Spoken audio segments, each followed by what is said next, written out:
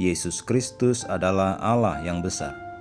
Karena kasih karunia Allah yang menyelamatkan semua manusia sudah nyata, Ia mendidik kita supaya kita meninggalkan kefasikan dan keinginan-keinginan duniawi, dan supaya kita hidup bijaksana, adil, dan beribadah di dalam dunia sekarang ini, dengan menantikan penggenapan pengharapan kita yang penuh bahagia dan penyataan kemuliaan Allah yang maha besar dan juru selamat kita Yesus Kristus.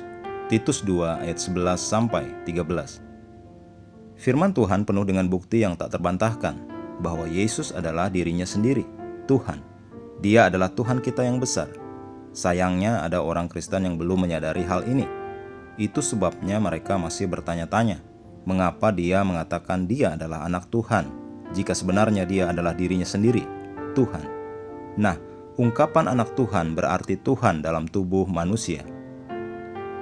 Dalam wujudnya secara jasmani, Yesus mengesampingkan kemuliaannya, sehingga dia bisa menjadi 100% manusia dan 100% Tuhan. Itulah yang membuatnya mampu menjadi pengganti kita. Jika tidak, hal itu akan dipertanyakan.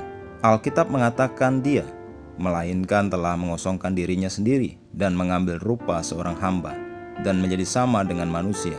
Dan dalam keadaan sebagai manusia, ia telah merendahkan dirinya dan taat sampai mati, bahkan sampai mati di kayu salib.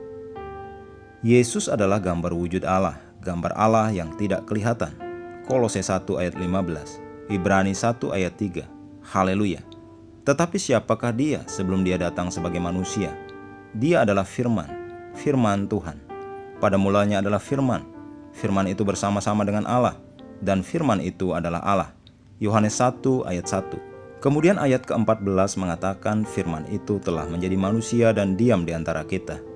Firman yang adalah Allah menjadi manusia dan dia bernama Yesus. Haleluya.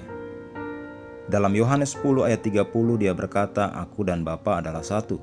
Ketika dia membuat pernyataan itu, Alkitab mengatakan bahwa orang-orang Yahudi mengambil batu untuk melempari dia dengan batu sampai mati, karena mereka mengerti apa yang dia maksudkan. Mereka berkata, "Bukan karena suatu pekerjaan baik maka kami mau melempari engkau, melainkan karena engkau menghujat Allah dan karena engkau, sekalipun hanya seorang manusia saja, menyamakan dirimu dengan Allah."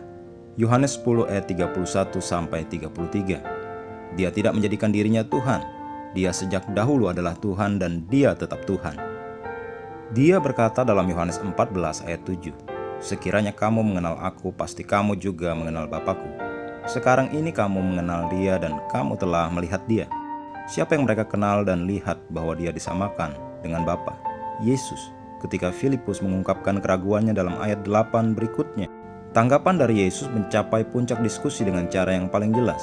Dia berkata, "Telah sekian lama aku bersama-sama kamu, Filipus, namun engkau tidak mengenal aku. Barang siapa telah melihat aku, ia telah melihat Bapa." Yohanes 14 ayat 8-9. Haleluya.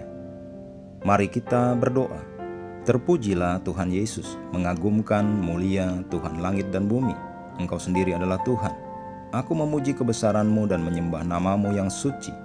Kerajaan-Mu selamanya, pemerintahan-Mu abadi. Bagimu segala kemuliaan, kehormatan, keagungan, kekuasaan dan pujian selama-lamanya. Amin.